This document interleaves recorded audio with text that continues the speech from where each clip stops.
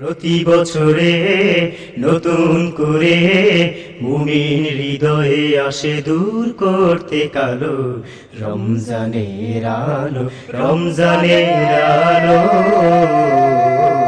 রমজানের আলো, রমজানের আলো, রমজানের আলো, রমজানের আলো, রমজানের আলো, রমজানের আলো, রমজানের আলো।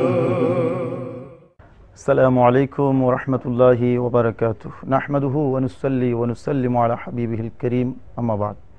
দূরের ও কাছের, দেশের এবং প্রবাসের সুপ্রিয় দর্শক শ্রোতা, আপনাদেরকে পবিত্র রমজান মাসের আজকে প্রথম রোজায় প্রথমে স্বাগত জানাই আমাদের পুরো রমজান জুড়ে আপনাদের প্রিয় চ্যানেল মোহনা টেলিভিশনে যে অনুষ্ঠানটি আপনারা দেখতে পাবেন, এসহাক ব্রাদার্স ইন্ডাস্ট্রিজ লিমিটেড রমজানের আলো অনুষ্ঠান।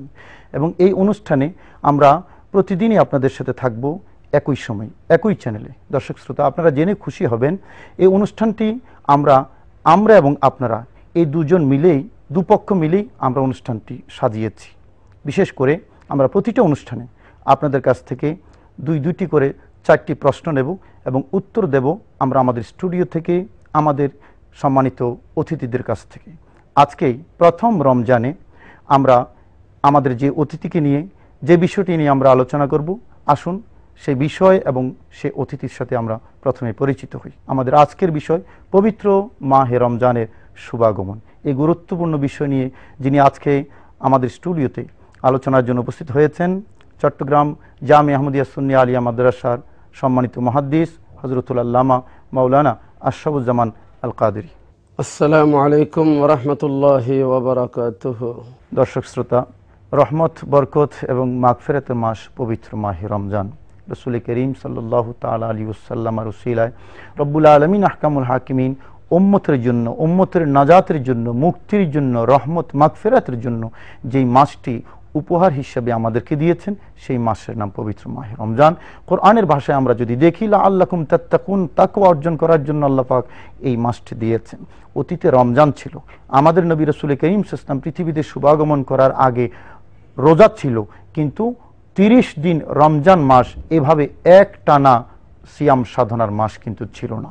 এই মাসটি শুধু আমাদেরই জন্য। সেই জন্য আমাদের উচিত এই মাসকে ঘিরে আমাদের যেই দায়িত্বগুলো রাসূল করিম সাল্লাল্লাহু আলাইহি ওয়াসাল্লামের পক্ষ থেকে আমাদেরকে দেওয়া হয়েছে, সেই দায়িত্বগুলো যথাযথভাবে আদায় করা। দর্শক শ্রোতা, আসুন আজকের সুনির্দিষ্ট যে বিষয়টি পবিত্র মাহে রমজানের শুভাগমন। এই তো রমজান মাস চলে এসেছে, আজকে প্রথম রমজান। এই বিষয়টি নিয়ে আমরা আমাদের সম্মানিত অতিথি যিনি এসেছেন তার কাছ থেকেই শুনি। মোহতারাম, আপনার কাছে প্রথমেই জানতে চাই, পবিত্র মাহে রমজান যে এসেছে, মাহে রমজানের শুভাগমনের তাৎপর্যটা একটু আমাদের দর্শক শ্রোতাকে আপনি বলুন। আলহামদুলিল্লাহ, আউযু বিল্লাহি মিনাশ শাইতানির রাজীম, বিসমিল্লাহির রহমানির রহিম।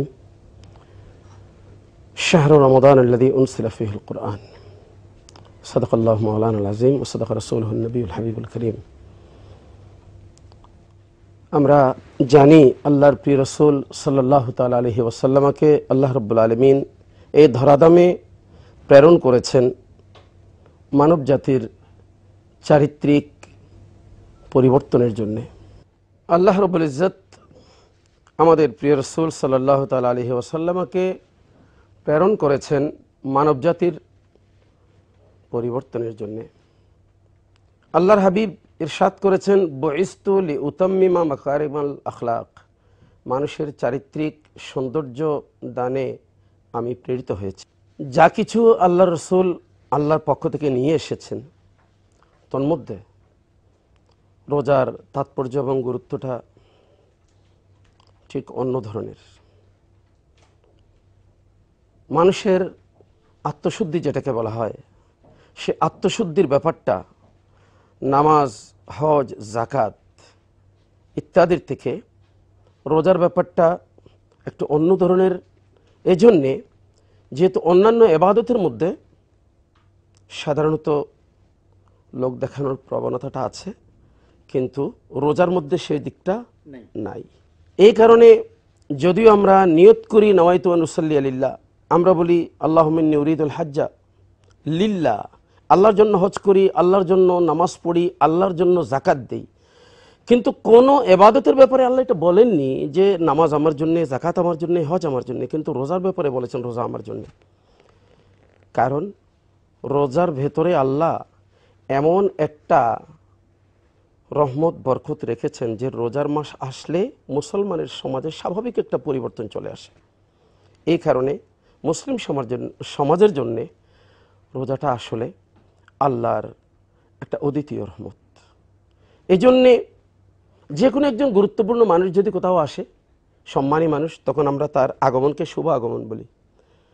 ঠিক 11 মাস পরে যখন মাহে রমজানুল মুবারক আসে, তখন ওটাকেও রমজানের শুভ আগমন আমরা বলছি, এবং এই বলাটার একটা যৌক্তিকতা আছে।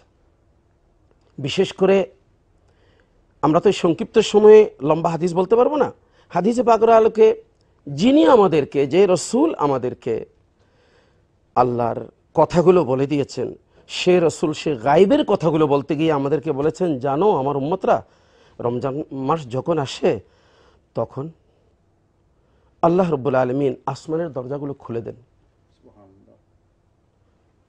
এবং বেহেশতের দরজাগুলো উন্মুক্ত করে দেন, সাথে সাথে জাহান্নামের দরজাগুলো ক্লোজ করে দেন, বন্ধ করে দেন। এদিক থেকে এটাও বলা হয়েছে যে শয়তানের হাতে পায়ে শৃঙ্খল দেওয়া হয়। যে শয়তান আমাদের পরম শত্রু, যে শয়তানের ধোঁকায় পড়ে আমরা সবসময় আল্লাহর নাফরমানি করে যাচ্ছি, আল্লাহর রসুলের বাতলানো পথ থেকে আমরা সরে যাচ্ছি, সেই শয়তান কিনা যখন আমাদের পরম শত্রু যখন শৃঙ্খলাবদ্ধ হয়, তখন আমাদের জন্য কত বড় একটা সুসংবাদ। এই জন্য আমরা দেখতে পাই 11 মাস সাধারণত মানুষ যেভাবে মসজিদে আসে না, নামাজে আসে না, মাহে রমজানুল মুবারক আসলে মাইকিং করতে হয় না, ডাকতে হয় না, সাধারণভাবে যে আজান দেয় সে আজানের মধ্যে মসজিদ ভর্তি হয়ে যায়, কানায় কানায় ভরে যায়। এই দিক থেকে মুসলমানরা সাধারণত বলে, ভাই এ রমজান এসেছে, আমি মিথ্যা কথা বলছি না, তার মানে যেন রমজানের বাইরে বলা যাবে, রমজান আসলে বলা যাবে না। তার মানে এটা রমজানের গুরুত্বের কারণে সে লোকটা এটা বলতেছে যে রমজান এত দামি মাস যে এই মাসটা আমাকে মিথ্যা কথা বলতে বারণ করতেছে। যদিও রমজানের বাইরেও মিথ্যা কথা না, হ্যাঁ, অর্থাৎ রমজানের বাইরেও মিথ্যা বলা, গীবত করা, চুগলখড়ি করা কিচ্ছু জায়েজ নেই, কিন্তু রমজান যখন এসেছে তখন এই কথাটা সে বলতেছে। মোহতারাম, আমি আপনার সাথে একটু যোগ করি। আপনি যে বললেন রমজান উপলক্ষে আল্লাহ পাক রব্বুল আলামিন রহমতের দরজাগুলো খুলে দেন, আসমানের দরজা উন্মুক্ত করে দেন এবং শয়তানকে শৃঙ্খলাবদ্ধ করেন এবং জাহান্নামের দরজাগুলো ক্লোজ করে দেন। আমরা কি এই কথা থেকে এটাই তো বুঝবো যে এগুলো হলো পবিত্র রমজান মাসের শুভ আগমন উপলক্ষে রমজান দাতা রব্বুল আলামিন লা ইলাহা ইল্লাল্লাহর কুদরতি প্রস্তুতি, তাই নয় কি? তো আল্লাহ পাক রব্বুল আলামিন যদি নিজেই রমজান দিয়ে নিজেই এ সকল প্রস্তুতি গ্রহণ করেন, তো আল্লাহর বান্দা হিসেবে নিশ্চয়ই আমাদের একটা ব্যাপক প্রস্তুতির প্রয়োজন আছে এই রমজান সিয়াম সাধনার জন্য। দর্শক শ্রোতা, এই মুহূর্তে আমরা আবার ফিরে আসব স্টুডিওতে। চলুন, আমাদের কয়েকজন দর্শক আমাদেরকে প্রশ্ন করার জন্য অপেক্ষা করছি। আমরা প্রথমেই বলেছিলাম অনুষ্ঠানের শুরুতে যে আমরা দর্শকদেরকে নিয়ে আমাদের এই প্রোগ্রামটা সাজিয়েছি। চলুন আমরা দর্শকদের দুটি প্রশ্ন নিয়ে আবার ফিরে আসি। রোজা সম্পর্কে আপনাকে একটা গভীর প্রশ্ন করতে চাই। আল্লাহ পাক রাব্বুল আলামিন আমাদের উপরে 30 রোজা ফরজ করেছেন, এর পেছনে কোনো নিগূঢ় রহস্য আছে কি? আমরা দেখি রমজান মাস ছাড়াও অন্যান্য মাসে অনেকে নফল রোজা করে থাকে, বিশেষ করে শবে বরাতে। আমার প্রশ্ন, শবে বরাতে রোজার গুরুত্ব কতটুকু? হ্যাঁ মোহতারাম, আমরা দুটি প্রশ্ন পেলাম দর্শক শ্রোতাদের কাছে। প্রথম প্রশ্ন ছিল মাহে রমজানের সিয়াম সাধনা 30টি রোজা আল্লাহ পাক রব্বুল আলামিন আমাদেরকে দিয়েছেন প্রতি বছর, এটার পেছনে নিগূঢ় রহস্য কি? দ্বিতীয় প্রশ্ন হলো যে রমজান ছাড়াও অনেককে দেখা যায় নফল রোজা পালনকারী প্রতি মাসেই, বিশেষ করে শবে বরাতের রোজা সম্পর্কে উনি জানতে চেয়েছেন, এটার পেছনে যৌক্তিকতা এবং রহস্য কি? মোহতারাম। সম্মানিত দর্শক শ্রোতা যারা প্রশ্ন করেছেন, খুব সুন্দর করেছেন। আমরা শুরুতেই বলেছি যে মাহে রমজানুল মুবারক শুভ আগমন কেন? যেহেতু এটার দ্বারা আমরা পরিবর্তনের একটা সুযোগ পাই এবং আল্লাহ রাব্বুল আলামিন আহকামুল হাকিমিন এটা বলেছেন যে রোজা আমার জন্য, রোজার প্রতিদানটা আমি দেব। আর আমরা দেখতে পাচ্ছি যে যেটার দ্বারা মানুষের মধ্যে পরিবর্তন আসে, ঠিক সেই ধরনের নিয়ামত দিয়ে আল্লাহ নিজেও খুশি হন। যেমন হুজুর পাক সাল্লাল্লাহু তাআলা আলাইহি ওয়াসাল্লাম, অর্থাৎ আল্লাহ রসুল আসার আগে তো আমরা এই নিয়ামত পাইনি। সে অনুপাতে আল্লাহ রাব্বুল ইজ্জত কোরআনে কারীমে বলেছেন, হুয়াল্লাযী আরসালা রাসূলাহু বিল হুদা ওয়া দীনিল হক লিইয়ুযহিরাহু আলাদ দীনি কুল্লি। অর্থাৎ সমস্ত যা কিছু মানুষকে বিপদগামী করেছে সব কিছু থেকে মানুষকে সুপথে আনার জন্য আল্লাহ রসুলের শুভাগমন ছিল। এর মাঝে এটাও তো একটা আনন্দের বিষয়। আল্লাহ এই কারণে আমরা দেখতে পাচ্ছি যে হুজুর করিম সাল্লাল্লাহু তাআলা আলাইহি সাল্লামকে যখন আল্লাহ রাব্বুল আলামিন প্রেরণ করতেছেন, তখন আল্লাহ জাল্লা শানুহু সর্বপ্রথম আম্বিয়া ইকরাম নিয়ে সেখানে একটা সুন্দর সম্মেলন করেছেন এবং সেখানে আলোচনা করেছেন। আমরা যা দেখতে পাচ্ছি, হযরতে মা আমিনা খাতুন রাদিয়াল্লাহু তাআলা আনহা উনি বলেছেন যে যেদিন আমার কলিজার টুকরা সন্তান যেদিন দুনিয়াতে আসলেন, আমি সেদিন দেখেছি একদম সুদূর সিরিয়া থেকে ইরান পর্যন্ত ওটা আমার দৃষ্টিগোচর হয়েছে। আর সেখানে আমি দেখতে পেয়েছি মশরিকের মধ্যে একটা পতাকা আর মাগরিবের মধ্যে একটা পতাকা, খানায়ে কাবার উপর একটা পতাকা আমি দেখতে, অত পতাকা দিয়ে সজ্জিত করা হয়েছে। আল্লাহ রাব্বুল আলামিন সুন্দর করেছেন, সাজিয়েছেন। তাছাড়া আল্লাহ রাব্বুল আলামিন এমন একটা কাজ করেছেন, হাদিসে পাকে রয়েছে যে সেই বৎসর, গোটা বৎসর, শুধু 12 রবিউল আউয়াল শরীফ নয়, গোটা বৎসর যত মহিলা সন্তান প্রসব করেছে, কেউ কন্যা সন্তান প্রসব করেনি, সবাই পুত্র সন্তান প্রসব করেছে। কোনো বলা হয়েছে কারামাতুল মুহাম্মাদিন সাল্লাল্লাহু তাআলা আলাইহি ওয়াসাল্লাম, রাসূল পাক সাল্লাল্লাহু আলাইহি ওয়াসাল্লামের শুভাগমন উপলক্ষে আল্লাহ কোনো মানুষকে চেহারা মলিন করতে দেন নাই। কারণ কোরআনে কারীমে আছে, ওয়াইদা বুশরা আহাদুহুম বিল উনসা সাল্লাল্লাহু আলাইহি ওয়াসাল্লাম ওয়া হুয়া কাযীম। মানুষকে যখন বলা হয় তোমার একটা কন্যা সন্তান হবে, তখন মানুষ সাধারণভাবে ওদের চেহারা মলিন হয়। এটা কিন্তু অনুচিত নিশ্চয়ই আল্লাহ, কারণ আল্লাহ পাক রব্বুল আলামিন আহকামুল হাকিমিন, যাকে চান পুত্র সন্তান দেন, যাকে চান ইয়াহাবু লিমান ইয়াশাউ ইনাসা ওয়া ইয়াহাবু লিমান ইয়াশাউ যুকুর, এটা আল্লাহ বলেছেন। কিন্তু এরপরেও মানুষের যেটাই আল্লাহ বলতেছেন তোমরা যেন মুখ কালা না করো, এই জন্য আমার রাসূল যে যখন যাচ্ছেন তখন আমি সবাইকে পুত্র সন্তান দিয়েছি তোমাদের খুশির জন্য, আনন্দ দেওয়ার জন্য। তার মানে মহতারাম আপনি বলতে চাচ্ছেন আল্লাহর নিয়ামত দিয়ে আল্লাহ পাক নিজেও খুশি হন, যেমন রাসূল করিম সাল্লাল্লাহু আলাইহি ওয়াসাল্লাম আমাদের জন্য নিয়ামত, আল্লাহ খুশি হয়ে জগৎ সাজিয়েছেন। জি জি, রমজান মাস আমাদের জন্য নিয়ামত, রমজান মাস আমাদের জন্য নিয়ামত। এই কারণে রমজান যখন আসে তখন আল্লাহ ওদিকে বেহেশত থেকে সাজান আর দোজখের দরজাগুলো বন্ধ করে দেন, শয়তানকে আল্লাহ শৃঙ্খলাবদ্ধ করেন। কারণ কি, যেহেতু ওই সময়ে মানুষ আল্লাহকে পাওয়ার জন্য, আল্লাহর সন্তুষ্টি অর্জনের জন্য, আল্লাহকে ডাকার জন্য, চোখের পানি ফেলে ফেলে আল্লাহর দরবারে কাঁদার জন্য, কোরআন তেলাওয়াত করার জন্য সবাই মসজিদমুখী হয়ে যায়, আল্লাহমুখী হয়ে যায়। আমরা দ্বিতীয় প্রশ্নে যাই। দর্শক শ্রোতা যে প্রশ্ন করেছেন নফল রোজা, রমজান ব্যতীত অন্য মাসের নফল রোজা সম্পর্কে জানতে চেয়েছেন। যেহেতু রোজার ব্যাপারটা আমরা যদি দেখি, তাহলে আল্লাহ রাব্বুল আলামিন বলেছেন কুতিবা আলাইকুমুস সিয়ামু কামা কুতিবা আলাল লাযিনা মিন ক্বাবলিকুম লাআল্লাকুম তাত্তাকুন। রোজা যেহেতু আল্লাহর কাছে সবচেয়ে প্রিয়, প্রত্যেক নবীকে দেখা যায় ওনারা যে কোনো কাজ করতে গিয়েছেন, আল্লাহর নিয়ামত পাবেন তখন রোজা রেখেছেন। আল্লাহ রাব্বুল আলামিন কন্ডিশন দিয়েছেন, যেমন মুসা কালিমুল্লাহকে বলেছেন তোমাকে একটা কিতাব দেব, তুমি আসো তাওরাত নেওয়ার জন্য কুহে তোরে আসো, তবে কন্ডিশন হলো তোমাকে 40টা রোজা রাখতে হবে। ওয়া বা'আদনা মুসা 40 লাইলা, 40 দিনের জন্য কন্ডিশন নিয়েছেন। প্রথমে 30 দিনের জন্য করা হয়েছিল, কিন্তু সেখানেও একটা বড় মজার কথা হচ্ছে আল্লাহ রাসূল আমাদেরকে বলেছেন যে তোমরা যখন রোজা রাখো তোমাদের মুখ থেকে যদি যেটা দুর্গন্ধের মতো বের হয় মনে করো, সেটা কিন্তু আল্লাহর কাছে এত প্রিয় যে মিশকা আম্বরের চেয়ে। মুসা কালিমুল্লাহ আলাইহিস সালাম যখন তাওরাত নিতে গিয়েছেন তখন উনি রোজা রেখেছেন এবং আল্লাহর রোজার মাধ্যমে, অথচ ওটা ফরজ ছিল না, কিন্তু আল্লাহ বলেছেন নিয়ামত নিবা তো এভাবে নিও। তো উনি 30টা রোজা রেখে আল্লাহর দরবারে গিয়েছেন, তখন আল্লাহ রাব্বুল আলামিন বলেন তোমাকে রোজা রাখতে বলেছিলাম। তখন শেষ পর্যন্ত উনি বলেন আমি এভাবে এসেছি, তাহলে আরো 10টা রাখতে হবে। আরো 10টা দিয়ে উনি 40টা ফাতমাম নাহা বিআশরিন, আরো 10টা রেখে উনি 40টা পূরণ করে তারপর আল্লাহ দরবার থেকে সেটা পেয়েছেন। এভাবে আমরা দেখতে পাচ্ছি যে কোনো বুজুর্গানের দিন, এটা আমাদের তো স্টোরি তো সময় কমে, এই জন্য আমরা বলতে পারছি না। আমরা দেখতে পাচ্ছি আল্লাহর ওলিরা এভাবে রোজা পালন করতেন, এত সুন্দর করে রোজা পালন করে কেউ জানতো না, কারণ রোজা এমনিতেই এটা রিয়া মুক্ত একটা ইবাদত।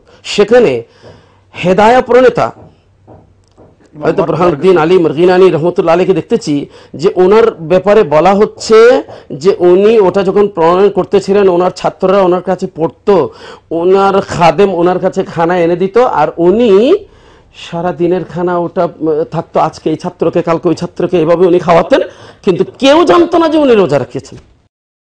প্রতি মাসে যে রোজাগুলো মানে 3টা করে রোজা রাখা হয় 13, 14, 15, জি, যেগুলোকে আইয়ামে বীজ বলা হয়, এটাও তো রাসূল করিম সাল্লাল্লাহু আলাইহি ওয়াসাল্লাম থেকে সুন্নত প্রমাণিত, তাই নাকি?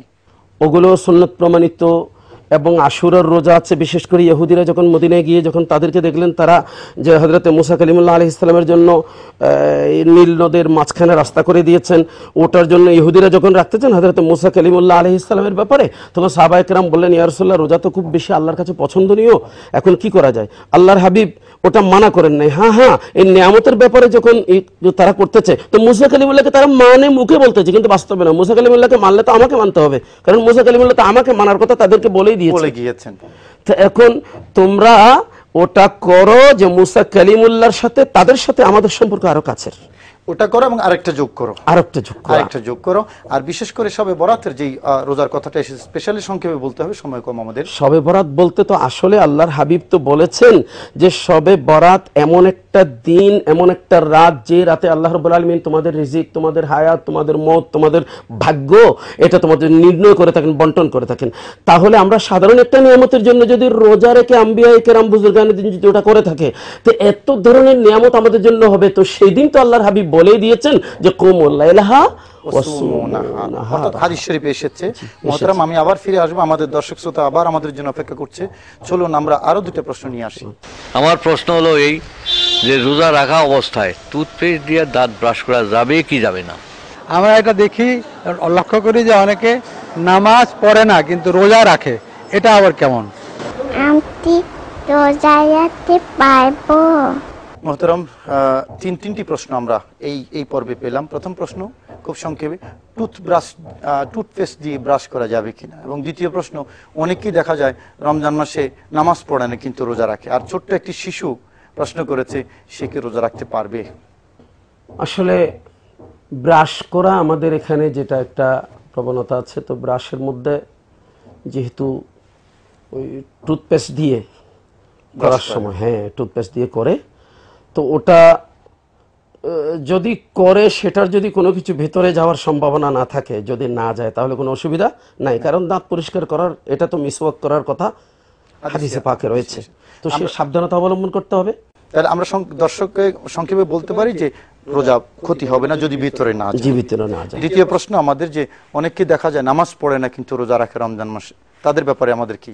আসলে কথা হচ্ছে রমজানে রোজা রাখে নামাজ পড়ে না, কথাটা কিন্তু শুনতে একটু বেখাপ্পা লাগে, কারণ রমজানে নামাজ সাধারণত সারা বছর আছে, রোজা 1 মাসের জন্য, তো অতএব সারা বছর যেটা রাখতে হয়, ইন্না সালাতা তানহা আনিল ফাহশাই ওয়াল মুনকার, তো সেই হিসেবে নামাজ পড়ে না রোজা রাখে। আমি এটা বলবো না যে নামাজ পড়ে না রোজা রাখে রোজা হবে না, সেটা বলবো না, কিন্তু নামাজ না পড়ার জন্য নিশ্চয়ই সে গুনাহগার হবে। আর ছোট্ট একটা শিশু 5 বছর হবে, 5-6 বছর, সেই প্রশ্ন করেছে, জানতে চেয়েছে আমাদের কাছে স্টুডিওতে, সে কি রোজা রাখতে পারবে? রোজার রাখাটা তো বাধা নাই, রোজা রাখতে পারবে, ছোট বাচ্চাও রোজা রাখতে পারবে, যদি বা তার জন্য কি নয়, রোজা ফরজ হয়নি। যেহেতু আল্লাহর হাবিব বলেছেন মুরু আওলাদাকুম বিসসালাতি ইযা বালাগু 7 সিনিন ওয়া ওয়াদরিবুহুম আলা তারকিহা ইযা বালাগু 10 সিনিন, অর্থাৎ ইবাদতে অভ্যস্ত করার জন্য ছোট বাচ্চাদেরকে আল্লাহ রাসূল বলেছেন ছোট থাকতে। তো এই জন্য ছোট বাচ্চা যদি নিজের পক্ষ থেকে রোজা রাখতে চায়, তো আলহামদুলিল্লাহ, আস্তে আস্তে তার অভ্যাসের জন্য তাকে রাখা দরকার আছে, অভ্যাসটা গড়ে উঠবে, এবং যদি মা বাবা চেষ্টা করেন তাহলে এসব মা বাবা পেয়ে যাবেন। জি মোহতারাম, আপনাকে অশেষ ধন্যবাদ। সুপ্রিয় দর্শক শ্রোতা, চলতে চলতে সর্বশেষ আমরা অনুষ্ঠানের একেবারে শেষ পর্যায়ে এসে পৌঁছেছি। আজকে যারা অনুষ্ঠান দেখলেন, এভাবে প্রতিদিন এই একই সময় একই চ্যানেলে আপনাদের সাথে দেখা হবে। রমজান যতদিন আমরা আপনাদের সাথে আছি ততদিন আশা করি আপনারাও আমাদের সাথে থাকবেন। আজ এ পর্যন্তই, আপনারা ভালো থাকুন, সুস্থ থাকুন। আসসালামু আলাইকুম ওয়া রাহমাতুল্লাহি ওয়া বারাকাতুহু। প্রতি বছরে নতুন করে মুমিন হৃদয়ে আসে দূর করতে কালো রমজানের আলো, রমজানের আলো, রমজানের আলো, রমজানের আলো।